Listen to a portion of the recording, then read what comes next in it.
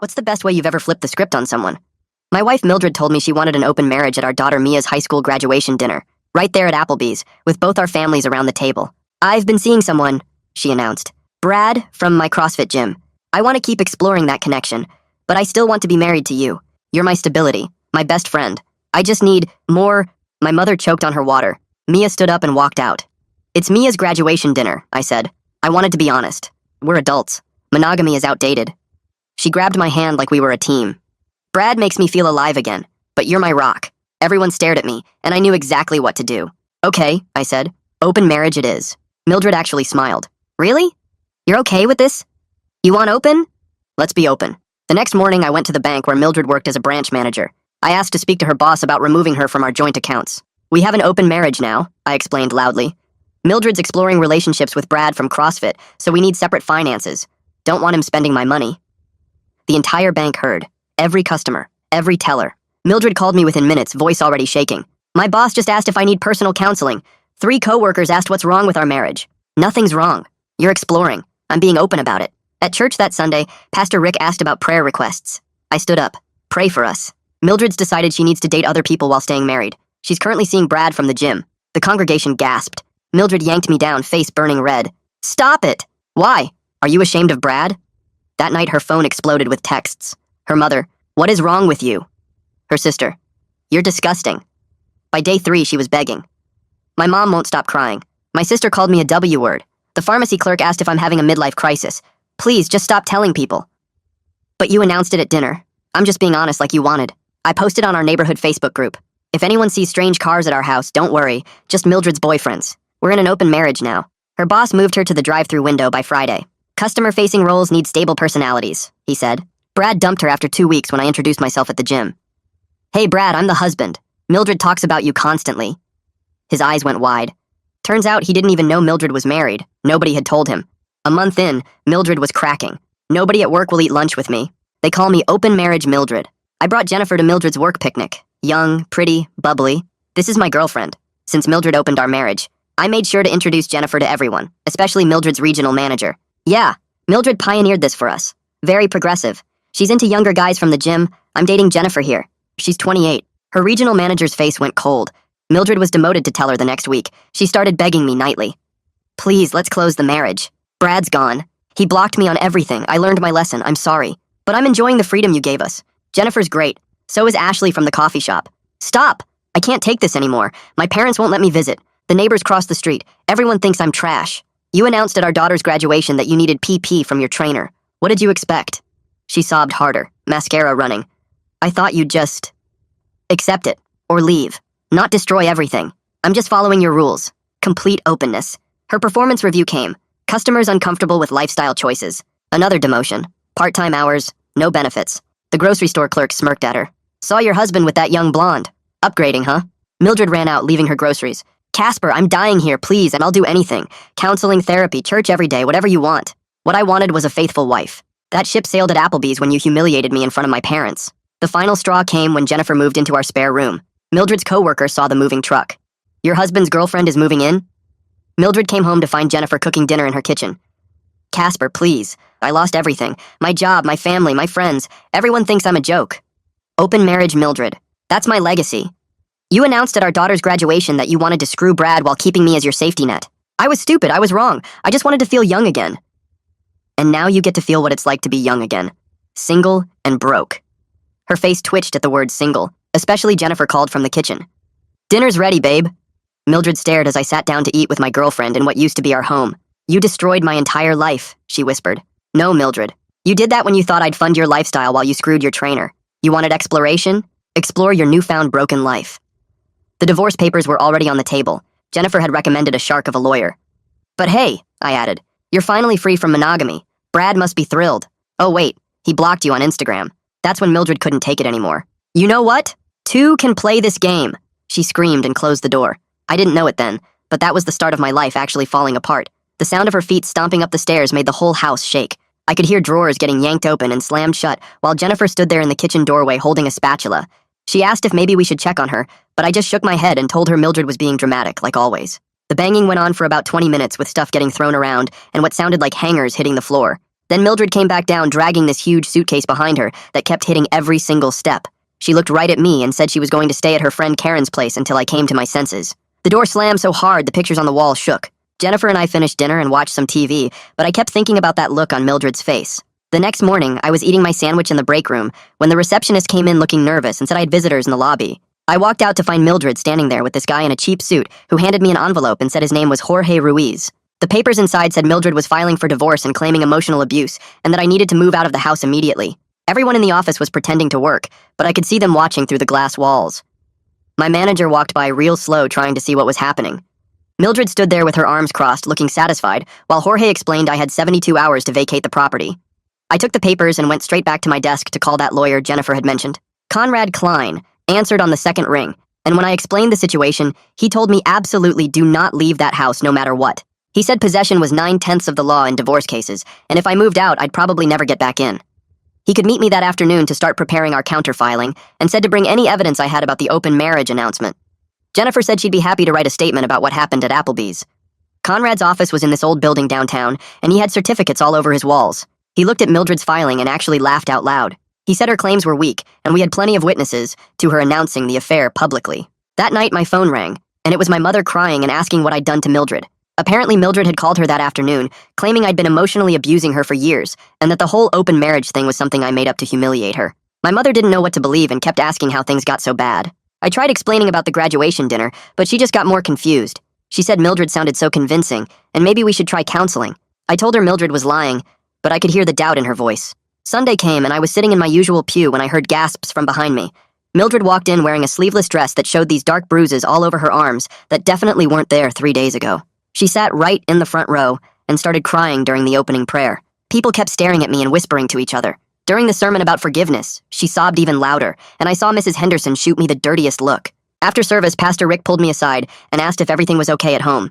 He said Mildred seemed very distressed and he was concerned about the situation. I tried to explain, but he just kept looking at those bruises on her arms. Monday morning, I got an email from HR saying I needed to come to Crystal Yamamoto's office immediately. She was sitting there with this concerned expression and a folder on her desk. Someone had sent an anonymous tip about my hostile behavior toward my wife, including screenshots of that neighborhood Facebook post. She said they had to investigate any claims of domestic issues that might affect the workplace. I explained the whole situation from the beginning, but she kept writing notes and frowning. She said they'd need to interview other employees and that I should avoid discussing my personal life at work. That evening, my phone rang, and it was Mia sounding upset and confused. She said her mom had come to her apartment that afternoon with a completely different story about what happened. According to Mildred, I had encouraged her to explore other relationships as some kind of test, and then used it against her when she tried. Mia didn't know what was true anymore and kept asking why I would destroy Mom like this. I tried explaining, but she said she needed time to think, and hung up. The next day, Sean from accounting pulled me aside in the parking lot. He said Mildred had been calling people at our company all morning, telling them I was having a mental breakdown. She was claiming Jennifer was actually an escort I hired to make her jealous. He said people were already talking and I should watch my back. Conrad called that afternoon to warn me that Jorge Ruiz had filed for an emergency protective order. He said Mildred was claiming I was threatening her, and they wanted me removed from the house immediately. We needed to document everything and avoid any contact that could be twisted around. Jennifer started writing down every interaction and keeping all the receipts from when she moved in. Then Thursday morning, Mildred's boss called Conrad's office with interesting news. Their security team had been reviewing footage after some cash drawer discrepancies and found video of Mildred taking money. It turned out Jennifer's friend worked in their IT department and had noticed something weird in the logs. The bank suspended Mildred immediately pending a full investigation. 3 days later, Jennifer called me at work crying so hard she could barely talk. Mildred had shown up at the marketing firm where Jennifer worked and started screaming in the lobby about home wreckers. The receptionist tried to calm her down, but Mildred pushed past and went straight to Jennifer's cubicle. She was yelling that Jennifer was sleeping with a married man and destroying families. Everyone in the office stopped working to watch the scene unfold. Jennifer's co-workers backed away from their desks as Mildred grabbed a stack of papers and threw them in the air.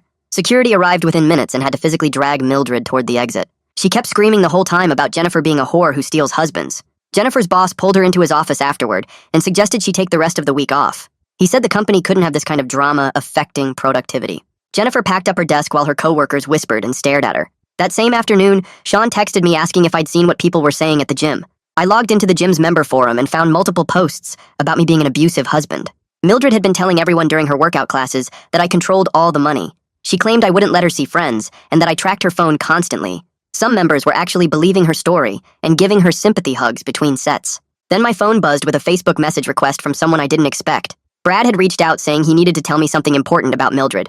He apologized for getting involved with a married woman and said he honestly didn't know. He wrote that Mildred seemed really unstable when he tried to end things with her. She'd shown up at his apartment at 2 a.m, begging him to take her back. He said she scared him with how desperate she was acting, and he wanted me to know. I took screenshots of everything and forwarded them straight to Conrad for our case file. 2 weeks passed before our first divorce mediation session at Conrad's law office downtown. Mildred walked in wearing a new designer suit I'd never seen before with Jorge right behind her. She sat down across from me and immediately started making demands without even saying hello. She wanted 70% of all our assets plus permanent alimony payments every month. Jorge handed over a document, claiming she'd sacrificed her career advancement to support our family. The mediator looked at the papers and then glanced at Conrad with raised eyebrows. Conrad pulled out Mildred's recent employment records, showing her demotions were for performance issues. The mediator asked Mildred to explain how she sacrificed her career when she still worked full-time. Mildred started crying and said I'd ruined her reputation, which affected her work performance. Jorge tried to argue emotional distress, but the mediator wasn't buying any of it. We left without any agreement, and Conrad said this was going to get uglier. The next morning, Paula called me into Conrad's office with an urgent tone in her voice. She'd been reviewing our financial records and discovered something that made her jaw drop. Mildred had opened 3 new credit cards in my name just last month, without telling me. All 3 cards were completely maxed out with charges for expensive clothes and jewelry. Paula showed me receipts for designer handbags, diamond earrings, and multiple shopping sprees at high-end stores. Conrad said this was clear fraud, and we needed to file charges with the police immediately. He explained that Mildred was probably trying to hide assets before the divorce settlement. We spent the afternoon at the police station filing reports and disputing the charges with credit companies. My phone rang that evening, and Mildred's mother was sobbing on the other end.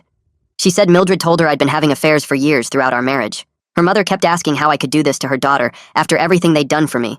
I stayed calm and reminded her she was sitting right there at Applebee's when this started. I told her Mildred announced she was seeing Brad in front of everyone at Mia's graduation dinner. The line went quiet for a long moment as she processed what I was saying. She whispered that she remembered, and then hung up without saying goodbye. A month later, we finally had our protective order hearing at the courthouse. The judge sat behind his bench reviewing the thick stack of evidence Conrad had submitted. Conrad presented Brad's messages about Mildred showing up at his apartment in the middle of the night. He showed the bank's security footage of Mildred's suspicious behavior before the money went missing. Then he called up 3 witnesses from the graduation dinner who confirmed Mildred's announcement about the affair. The judge looked at Mildred and asked if she had any actual evidence of threats from me. She started rambling about emotional abuse, but couldn't provide any specific examples or proof. The judge denied her protective order request and gave her a stern warning about making false accusations. He said the court didn't appreciate people wasting time with unfounded claims. Mildred stormed out of the courtroom with Jorge trailing behind, looking frustrated. That weekend, Mildred's sister started posting all over social media about me being an abuser. She uploaded old family photos with captions about missing the happy Mildred before I destroyed her. The posts started getting shared by her friends who didn't know the real story. Jennifer saw the posts and decided she'd had enough of the lies being spread. She created her own post with a detailed timeline starting from the Applebee's announcement. She included dates, locations, and exactly what Mildred had said about wanting an open marriage. The comment section turned into a battlefield with people taking sides and arguing about who was telling the truth. Some of Mildred's old friends actually started defending me after reading Jennifer's timeline. Crystal called me into her office the following week with good news about the HR investigation. They'd interviewed everyone involved and found absolutely no evidence of any wrongdoing on my part. She actually apologized for having to put me through the investigation process in the first place. She mentioned they were now concerned about Mildred's harassment tactics affecting my work environment.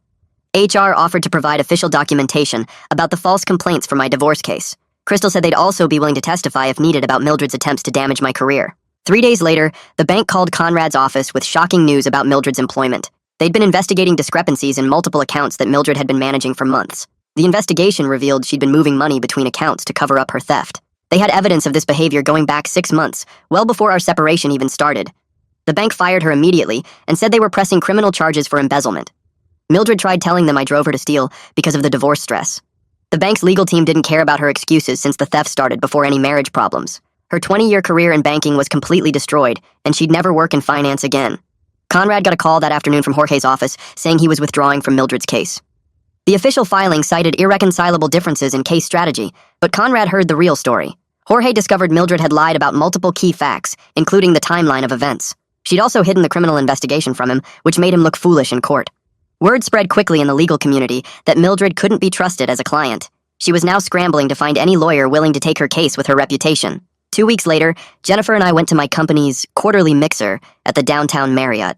We'd barely gotten our drinks when 3 different coworkers pulled me aside to mention weird phone calls they'd been getting from someone claiming to be doing a background check on me. The caller asked strange questions about my mental health and whether I'd ever shown violent tendencies. My boss caught up with us near the appetizer table and steered me toward a quiet corner. He told me he'd been watching how I handled all the personal drama without letting it affect my work performance, and he was impressed. Right there at the party, he offered me the senior director position with a $40,000 raise. Jennifer squeezed my hand when I was accepted. The next Tuesday, I got home from work to find 2 police cars in my driveway and my neighbor standing on his lawn recording everything with his phone. The cops explained that Mildred had shown up around noon with a locksmith, claiming she'd lost her keys. My neighbor recognized the situation and called them immediately. The locksmith had already changed the front door lock when police arrived. The officers made Mildred give me the new keys and reminded her that she couldn't lock me out of my own property without a court order. She screamed about how it was her house too and I was the one who should leave. The cops just shook their heads and told her to leave or they'd arrest her for trespassing. My neighbor sent me the video of her kicking my mailbox on her way to her car. That weekend, Mia called asking if she could come over to look at some documents. She'd been getting conflicting stories from both of us and wanted to see evidence for herself. I laid out everything on the dining room table, including the bank statements, the Facebook posts, Brad's messages, and the court filings. She spent 3 hours going through it all, taking pictures with her phone. She left without saying much, but called me that night crying. She'd confronted her mother about the lies and told her she needed professional help. Mildred had screamed at her for taking my side and accused me of poisoning our daughter against her. Mia said she was done trying to stay neutral. Conrad called me Monday morning with huge news. The forensic accountant he'd hired had finished reviewing our finances and found something shocking. Mildred had been moving money from our joint investment accounts into a separate account for over 2 years. She'd taken almost $80,000 total, transferring small amounts every month to avoid detection. The transfers started long before she ever mentioned Brad or an open marriage. This meant she'd been planning her exit for years while pretending everything was fine. Conrad said this discovery changed everything in our favor, since it proved premeditation and financial fraud. Thursday night, Brad texted me a video file with a message saying I needed to see this. The video showed Mildred at his apartment door at 2 a.m, clearly drunk. She was begging him to take her back, saying she'd made a mistake choosing me over him. When he tried to close the door, she threatened to tell his new girlfriend that he'd been sleeping with her the whole time. She said she'd ruin his relationship unless he helped her get back at me. Brad had recorded the whole thing on his doorbell camera and told her to leave or he'd call the cops. He said he'd testify in court if I needed him to. Sunday at church was interesting. Pastor Rick stood up during announcements and said that due to personal matters requiring attention, Mildred would be stepping down from her positions on the worship team and the women's ministry board. He asked everyone to pray for our family during this difficult time. Mildred stood up from her pew and stormed out, slamming the sanctuary doors behind her. After service, at least 6 people came up to me expressing support and saying they knew I was the victim here. One elderly lady patted my arm and said she'd seen too many marriages destroyed by selfishness to blame the innocent party. Monday afternoon, I got a call from a woman named Melanie who said she'd been hired by Jorge's firm to investigate me. She sounded uncomfortable as she explained that Mildred had asked her to plant evidence of an affair in my car and office. Melanie said she'd quit the job immediately and wanted me to know what Mildred had tried to do. She emailed me a signed affidavit describing Mildred's attempt to frame me, including recordings of their conversations. She said she'd already reported it to the State Bar Association. By Wednesday, Mildred had found new legal representation, some guy who advertised on bus benches and late-night TV. He immediately filed 6 different motions, including demands for emergency spousal support, exclusive use of the house, and a restraining order against Jennifer. Conrad laughed when he read them, saying they were so poorly written that a first-year law student could defeat them. He knocked down all 6 motions in a single response, but warned me that this bottom feeder would keep filing garbage to run up my legal bills. He suggested we push for a settlement conference to end this cleanly before it got more expensive. Friday brought a certified letter from the IRS about an audit of our joint tax returns for the past 3 years. They discovered unusual deductions for a consulting business that didn't exist. Mildred had been claiming fake business expenses, including a home office, travel, and equipment purchases. Conrad brought in a tax attorney who discovered Mildred had forged my signature on amended returns I'd never seen. The IRS agent said this was criminal tax fraud, and they'd be pursuing charges. The next Monday, Jennifer's friend who worked in IT at Mildred's old bank called with more evidence. They'd been reviewing security footage as part of the criminal investigation and found video of Mildred teaching other tellers how to manipulate their cash drawers without triggering alerts. She'd been running a whole scheme for months. The bank's legal department decided to press full criminal charges for embezzlement and conspiracy. That afternoon, 2 detectives showed up at Mildred's friend's house where she'd been staying and arrested her. The friend called me screaming that this was all my fault, and I'd destroyed Mildred's life out of spite. I hung up on her and tried to go back to work, but couldn't focus on anything. 3 hours later, Mia called me crying so hard I could barely understand her words. She'd heard about her mother's arrest from a friend who saw it on the local news website. I left work early and met her at a coffee shop where she sat with her face all red and puffy from crying. She grabbed my hands across the table and begged me to bail her mother out. She kept saying her mom needed help, not jail, that this whole thing had broken her mentally. I told her about the bank fraud and embezzlement, but Mia just shook her head and said prison would destroy what was left of her mother. Against every bit of common sense I had, I drove to the courthouse and posted the $20,000 bail. The judge set strict conditions, including no contact with me, Jennifer, or any bank employees who might be witnesses. Mildred walked out of the holding area looking smaller than I'd ever seen her, hair messy and makeup gone. She didn't say anything, just got in her friend's car and left. My phone buzzed 2 hours later with a text from her calling me names and saying she'd make me pay for ruining her life. I screenshot it and sent it to Conrad, who immediately filed a bail violation report. The prosecutor met with Mildred's lawyer the next week and offered her a deal for the bank fraud. She'd get probation and have to pay back what she stole, but no prison time if she pleaded guilty. Her lawyer practically begged her to take it right there in the conference room, but she stood up and insisted she was innocent. She claimed I'd set her up somehow, that the bank was lying, that everyone was against her. Her lawyer tried to withdraw from the case after that meeting, but the judge wouldn't let him since the trial was already scheduled. Conrad called to tell me our house was going on the market as part of the divorce settlement, and we'd split whatever it sold for. The realtor scheduled an open house for Saturday afternoon, and I made sure to be gone. I got a call that evening from the realtor who sounded completely frazzled. Mildred had shown up halfway through and started telling potential buyers about murders that never happened in the basement. She described bloodstains that didn't exist and talked about hearing screams at night. One family with young kids practically ran out of the house. The realtor had to call the police, who escorted Mildred off the property. Jennifer came over that Monday night with boxes and started packing her things. She'd gotten promoted to regional manager at her company, but said the promotion came with a transfer to another city. We both knew that wasn't the only reason she was leaving, though. She hugged me and said she cared about me, but couldn't handle all the drama with Mildred anymore. I helped her load boxes into her car and watched her drive away, feeling more alone than I had in months. The criminal trial started 3 weeks later in the county courthouse downtown. I wore my only suit and sat in the witness waiting room until they called me. The prosecutor asked me simple questions about our joint accounts and finances, while Mildred stared at me from the defendant's table. Her face kept twitching, and her hands were clenched, so tight her knuckles were white. The jury members kept looking between us and taking notes. Some of them shook their heads when the prosecutor showed the security footage of Mildred teaching other tellers how to steal. During the lunch recess, I went to use the courthouse bathroom and found Mildred waiting by the sinks. She backed me into a corner and started saying she'd destroy everything I cared about. She said she'd turn Mia against me, ruin my career, make sure I died alone and miserable. What she didn't know was that the courthouse had security cameras everywhere, including the bathrooms. 2 bailiffs came in and arrested her right there for witness intimidation and violating bail conditions. The trial continued without her in the courtroom since she was back in custody. The jury deliberated for less than 2 hours before coming back with guilty verdicts on all counts. The judge scheduled sentencing for the following week. Mildred stood there in her orange jumpsuit as the judge gave her 18 months in minimum security prison plus 5 years of probation. He specifically said her lack of remorse and attempts to blame others had influenced his decision. Mildred's face went completely white when he said 18 months. Conrad met with me the next day to finalize the divorce settlement. With Mildred heading to prison for felony fraud, she'd basically forfeited any claim to marital assets beyond the bare minimum. I'd keep the house sale proceeds, my retirement accounts, and most of our savings. She'd get $5,000 when she got out of prison, and that was it. Mia struggled hard with her mother going to prison. She started seeing a therapist twice a week and moved back into her old room at the house while we waited for it to sell. We'd eat dinner together most nights and watch movies on weekends. She'd tell me about her job at the marketing firm, and I'd help her with her car insurance and taxes. It took 3 months to sell the house at a loss because of Mildred's open house stunt. I found a smaller place across town, a 2-bedroom ranch with a nice yard and no memories attached to it. Mia helped me pick out furniture at IKEA and painted the living room a warm gray color. We hung pictures of just the 2 of us, leaving out any that included Mildred. The new place felt clean and peaceful, in a way the old house never had. 6 months passed with Mildred serving her sentence at the minimum security facility upstate. The letter arrived through Conrad on a Tuesday morning while I was sorting through bills at my kitchen table. Mildred's handwriting covered 3 pages, explaining how prison therapy groups had opened her eyes to what she'd thrown away. She wrote about the other women's stories, making her realize she'd destroyed our family for nothing. She asked for forgiveness and said she understood if I never wanted to speak to her again. I read it twice, then filed it away, without responding. 2 weeks later, my phone buzzed with a text from Jennifer asking if I wanted to grab coffee and catch up. We met at the Starbucks downtown, where she showed up with her hair cut shorter and a guy's class ring on a chain around her neck. She ordered her usual vanilla latte while I got black coffee, and we sat by the window watching people rush past.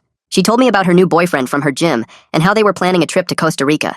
She asked how I was doing with everything and seemed genuinely happy when I said things were getting better. We hugged goodbye in the parking lot, and she said she was glad we could be friends after everything. Driving home, I realized I actually meant it when I wished her the best. Work became my main focus after that, with the new division launch taking up 60-hour weeks. Sean turned out to be perfect as deputy director, handling the technical details while I managed client relationships. The whole Mildred drama had become old news around the office, with people treating me normally again instead of whispering when I walked by. Building something from scratch gave me purpose beyond just getting through each day. The team responded well to my leadership style, and we landed 3 major contracts in the first quarter. My boss pulled me aside after a board presentation to say I'd exceeded all expectations. Spring arrived, and with it came Mia's college graduation from the state university 3 hours away. I drove up early to get good seats in the massive stadium, where thousands of families gathered to celebrate. When they called her name for the honor students, I stood up cheering louder than anyone around me. During her valedictorian speech, she looked right at me when she talked about learning that people can survive anything with dignity and grace. She mentioned how watching someone rebuild after loss had taught her more than any textbook ever could. The prison had set up a video link, so Mildred could watch from a small conference room with a guard present. After the ceremony, Mia showed me the text from her mom saying how proud she was. We went to dinner at Mia's favorite Italian place near campus, where she introduced me to her boyfriend who seemed nervous but sincere. That summer, Crystal from HR transferred to the marketing department, which meant we could finally act on the connection we'd both felt during those investigation meetings. Our first date was just coffee after work, but it turned into a 4-hour conversation about everything from music to travel dreams. She already knew my whole messy story from the HR files, but said she admired how I'd handled myself through it all. We took things slow with weekly dinners and weekend concerts at the park downtown. She had this way of making me laugh at things I hadn't found funny in years. By fall, we were officially together, and she'd met Mia, who gave her approval immediately.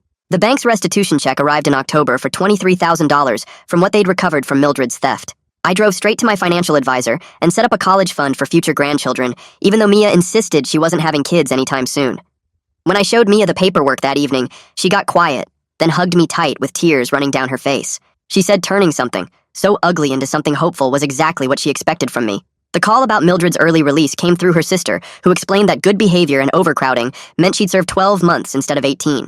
Mildred would be moving to her sister's place in Ohio to start over with a job lined up at a call center doing customer service.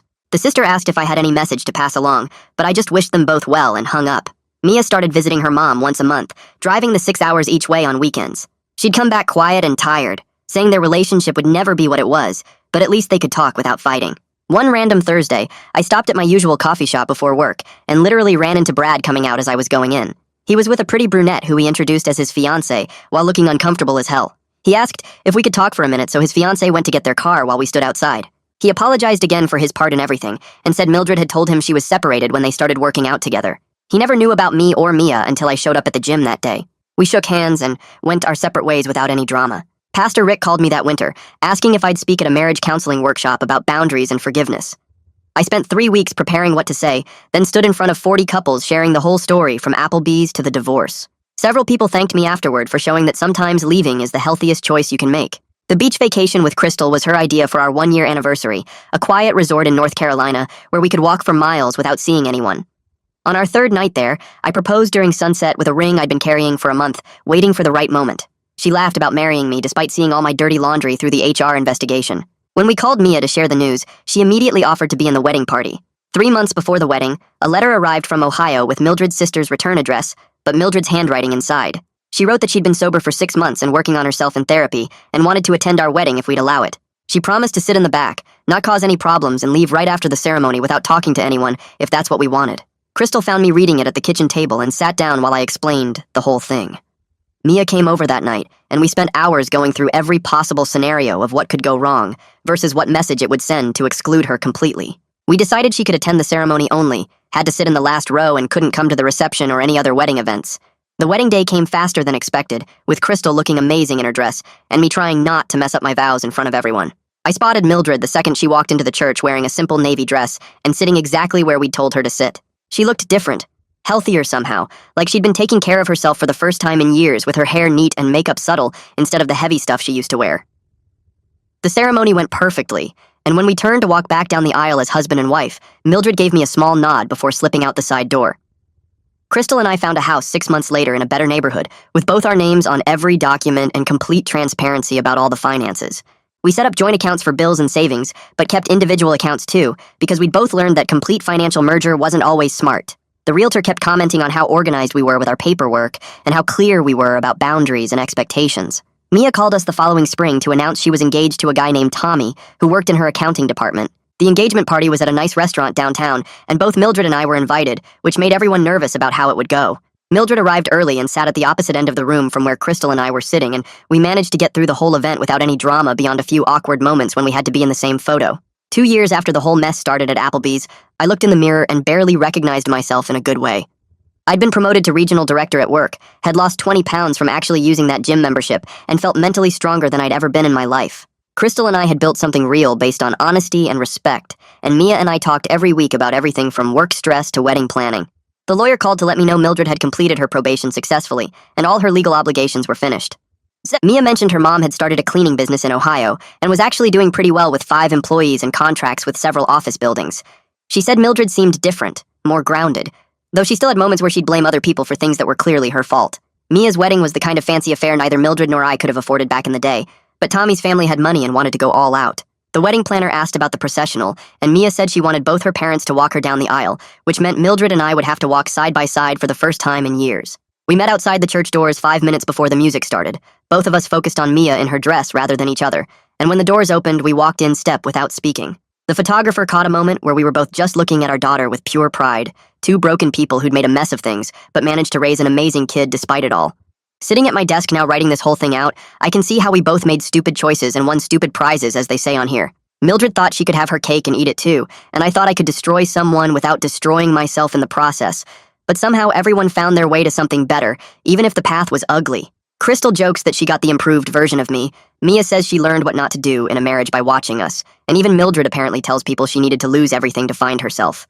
Sometimes the best revenge really is living well, even if it takes years of pain and drama to get there, and I guess that's the real lesson in all of this mess that started with one stupid announcement at a chain restaurant. Thanks for letting me wonder through all this with you. Definitely been quite a journey to share together. Really appreciate you being here. If you made it to the end, drop a comment. I love reading all your comments.